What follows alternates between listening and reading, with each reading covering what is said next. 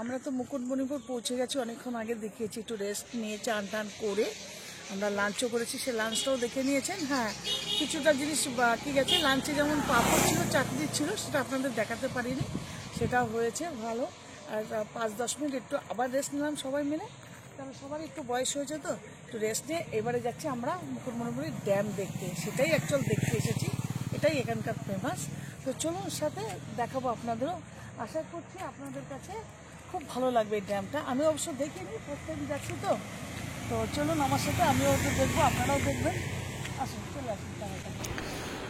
তো শুরু হলো আজকের যাত্রা আমাদের মুকুটমণিপুরের ড্যাম দেখানো। তো আমরা চলে গেলাম, এখানে একটা ছোট্ট পার্ক, বেশ সুন্দর দেখতে। আজ ফুড কোর্টটা বন্ধ, যেহেতু বিকেলের দিকে বন্ধ হয়ে যায় নাকি, সারাদিন খোলা থাকে। তো এই যে আমার সাথে চলছে, এটা হলো আমাদের ছোট মামা, যিনি সমস্ত কিছু গাইড করেন। প্রত্যেকটা যখনই আমাদের ট্যুর হয় না, ছোটোখাটো ট্যুর হয়, সেই ট্যুরটা আমাদের গাইড করেন আমাদের ছোট মামা। তার আগে যাচ্ছে আমাদের বড় মামা, তার সাথে যাচ্ছে আমার ভাই, যাকে আমি ভাইফোঁটা দিই, আর সাথে রয়েছে আমাদের রুমেলা দি। এই কজনই এসছি, আর আমার বরমশাই। তো এখান দিয়ে আমি নামতে ভীষণ ভয় পাচ্ছিলাম। তো আমাদের বড় মামা বকা দিল, এই নেমে আয়, আমরা সবাই চলে যাচ্ছি, শর্টকাট দিয়ে যাব। কারণ শর্টকাট দিয়ে যদি না যেতাম অনেকটা ঘুরে আমাদের আসতে হতো, সেই জন্য আমরা শর্টকাট দিয়ে নেমে গেলাম। তবে আমাদের বড় মামা কিন্তু আমাদের সবার থেকে সিনিয়র, আর ওনার একটুখানি পায়ের কিন্তু একটু প্রবলেম হলেও উনি একটা লাঠির নিয়ে চলেন, তবুও কিন্তু আমাদের থেকে ভীষণ অ্যাক্টিভ। ইয়ং জেনারেশনের থেকেও কিন্তু সব থেকে বেশি অ্যাক্টিভ উনি। আমরা তো ঘাটাল থেকে বেরিয়েছিলাম সকালবেলায় বেরিয়ে আমাদের এই হোটেলটা আগে থেকে বুক করে রেখে দিয়েছিল আমাদের ছোট মামা। তো সেখানে আমরা এসে সমস্ত মালপত্র রেখে, জিনিসপত্র রেখে আমরা স্নান টান করে রেস্ট নিয়ে ওইখানেই আমরা খাওয়া দাওয়া করলাম, করে একটু শুয়ে নিয়ে আমরা বেরিয়ে পড়লাম। কারণ দেখতেই পাচ্ছি একটু বিকেল হয়েছে, তবে সূর্যি মামা এখনও দেখা যাচ্ছে। চারিদিকটা সুন্দরভাবে আমরা দেখে টেকে নিয়ে এইবারে আমরা যাব বোটে করে। তো আমরা তাই বলছিলাম যে চলো আমরা বোটে করে পুরো নদীটা ঘুরে আসব। তো কত করে নেবে? তো ছোটো মামা বললো ঠিক আছে চলো, যাই নিক, চলো আমরা বোটে করে ঘুরে আসবো। ঠিক আছে, 2 ঘন্টা নেবে আমাদের। কথাবার্তা বললো ভাই আর ছোটো মামা। এখানে আমরা বসে আছি, তো কথাবার্তা হয়ে গেল। 3000 টাকা নেবে 2 ঘন্টার জন্য। তো আমরা সবাই এই সেফটি কোট পরে নিলাম, পরে নিয়ে আমরা সবাই চললাম। আমরা তো 6 জন, তো বেশ সুন্দর ঘোরাটা হচ্ছে, ভালো লাগছে। তবে একজনকে আমরা ভীষণ মিস করছিলাম, সেটা হলো আমাদের রঞ্জনা দি। উনি আসতে পারলেন না, কারণ আমাদের গ্রুপের মধ্যে উনিও আছেন। উনি আসতে পারলেন না এই জন্যই যে আজকের দিনেই ওনার দীক্ষার ডেটটা পড়েছে। উনি রামকৃষ্ণ ভিটে দীক্ষা, বেলুর মঠ থেকে দীক্ষা নেবেন, সেই জন্য আসতে পারলো না। খারাপ লাগছিল খুবই, খারাপের মধ্যেও বেশ আনন্দ উপভোগ করছিলাম। তো আমাদের বোটটা ছেড়ে দিল, খুব ভালো লাগছিল, আর ভীষণ আওয়াজও দিচ্ছিল। আওয়াজ দিল কী হবে, উপভোগ করছিলাম সুন্দর চারিদিকে পরিবেশটা দেখে। আর এই যে নদীটায় যাচ্ছি, দেখতে পাচ্ছ নদীটা কত বড়, মনে হচ্ছে যেন আমি আটলান্টিক মহাসাগরে জীবনেতে কোনো দিন যেতে পারবো না, যাই হোক মনে হচ্ছিলো যেন ওরকম হয়েছে। তাই বারবার বলছিলাম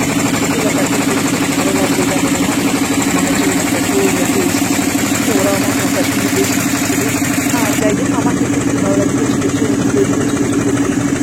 দেখাচ্ছে আপনাদের যতটা পাচ্ছি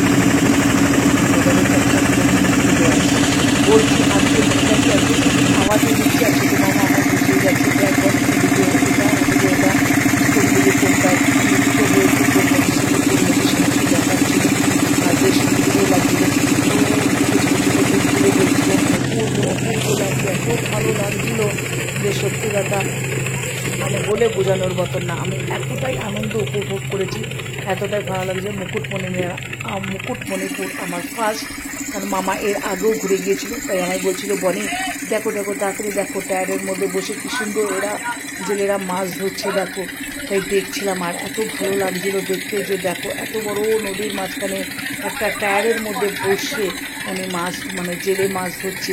চারিদিকে নেট পড়েছিল, যার জন্য এই সাইডটা দিয়ে চলছিল, দেখতে পাচ্ছি এত ভালো লাগছে। আর এরা রিটার্ন আসছে আর আমরা যাচ্ছি, এরা যে টাইমে ফিরে আসছে সেই টাইমে আমরা যাচ্ছি। তো আমাদের ফিরতে অবভিয়াসলি একটু সুন্দর হয়ে যাবে, কারণ আমরা তো এসেছি দেরিতে, তারপরে খাওয়া দাওয়া করেছি, রেস্ট নিয়েছি, তারপর আমরা বেরিয়েছি।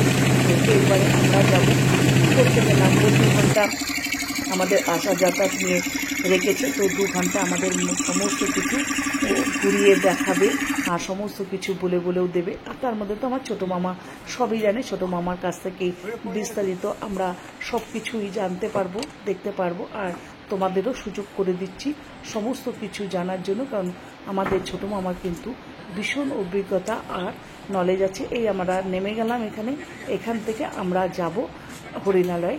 তো চলো দেখা যাক আমাদের মামা কি বলছে। আমরা এখন মুকুটমণিপুর ড্যামে আছি, যে ড্যামটি হচ্ছে ভারতবর্ষের দ্বিতীয় বৃহত্তম মাটির বাঁধ।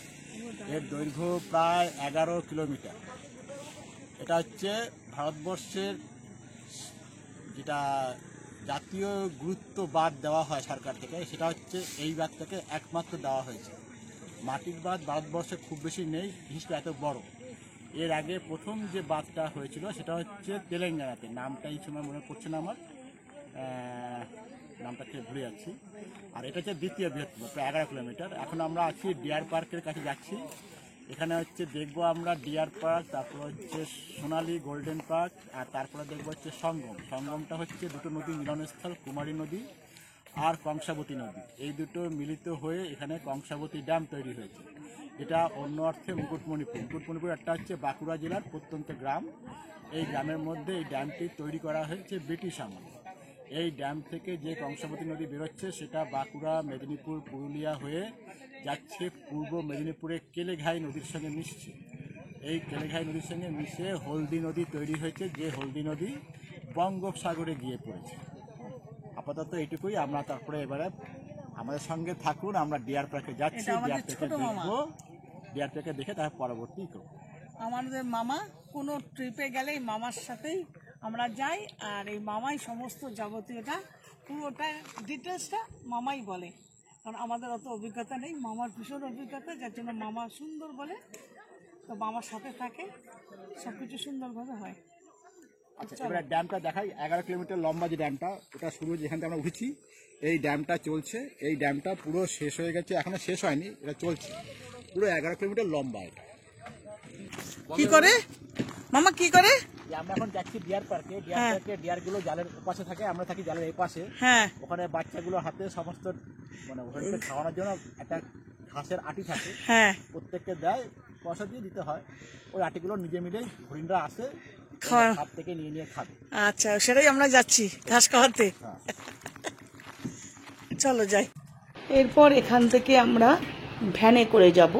মামা বললো ভ্যান নেব, ভ্যানে করে আমরা ওই হরিণালয়ে যাব, হরিণকে আমরা একটু কিছু খাওয়ানোর জন্য এসছি। যখন এত দূর, এটাই বা আমরা কেন মিস করব বলো।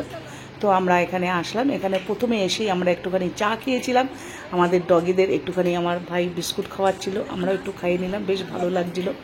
এবারে ভ্যানের সাথে কথা হলো, তো ভ্যান এক একজনের 30 টাকা করে নেবে। আমরা ভ্যানে করে যাচ্ছি একদম গ্রামের ভিতর দিয়ে, বেশ সুন্দর লাগছিল। কিন্তু সত্যি কথা, মুকুটমণিপুর এখনও যারা দেখোনি, প্লিজ তোমরা একবার হলিডের টাইমে, বাচ্চাদের স্কুল ছুটির টাইমে একবার চলে আসো, ঘুরতে যাও, দেখে যাও, খুব ভালো লাগবে। তবে কি মানে শুধু নিজেরা দুজন আসলে হবে না, বেশ একটু ফ্যামিলি নিয়ে বা বন্ধু বান্ধবদের নিয়ে যদি সাথে করে আসো, সত্যি কথা খুব ভালো লাগবে। তো আমরা আমাদের জায়গায় চলে আসলাম হরিণালয় দেখতে। তো এখানে সমস্ত কিছু কিন্তু পাওয়া যাচ্ছে, ঘাস বা শসা কেটে রেখে দিয়েছে। তো শসাগুলো 10 টাকা করে নিচ্ছে, তাই বলছে বারবার যে নাও হরিণকে খাও। তো ছোটো মামা বললো নিয়ে নাও, নিয়ে একটুখানি হরিণকে খাই দিই। তো আমরা নিয়ে নিলাম শসা, নিয়ে এবার আমরা হরিণকে খাওয়াবো। আর বেশ ভালো লাগছে, দেখতে পাচ্ছ কত কাছ থেকে খাওয়াবো। আর ওরা কিন্তু চলেও আসছে, এরকম ট্রেনিং যে চলেও আসছে ওরা কিন্তু খেতে, বেশ ভালো লাগছে। হ্যাঁ বন্ধুরা, তোমরা যে যেখান থেকে দেখছো না কেন, প্লিজ একটু কমেন্ট বক্সে লিখবে আজকের আমার এই মুকুটমণিপুরের ড্যামটা তোমাদের কাছে কেমন লাগলো। তোমরা যদি কমেন্ট না লেখো, তাহলে তোমাদেরকে আমি ভালোবাসা বা ধন্যবাদ কেমন করে জানাবো বলো। আর তোমাদের কাছে পৌঁছবোই বা আমি কেমন করে, তাই না? আর লাইক করো, কমেন্ট করো, আর সাবস্ক্রাইব করো। সাবস্ক্রাইব করতে ভুলো না। আবার চলে আসবো তোমাদের সামনে আমার একটা ছোট্ট ভিডিও নিয়ে। আরও কিছু একটু বাকি আছে, সেগুলো তোমাদের দেখাবো। আর আজকের মতন এখানেই শেষ করব, কারণ দেখতে পাচ্ছ সূর্য মামাটা কি অপূর্ব লাগছে, অপূর্ব লাগছিল আমার কাছে, তো দারুণ লাগছিল। একটু বেশ ভিডিও তুলে নিলাম, কয়েকটা ফটো তুলে নিলাম। সবাই ভালো থাকবে, সুস্থ থাকবে। আজকে এখানেই আমরা আবার রিটার্ন চলে যাচ্ছি।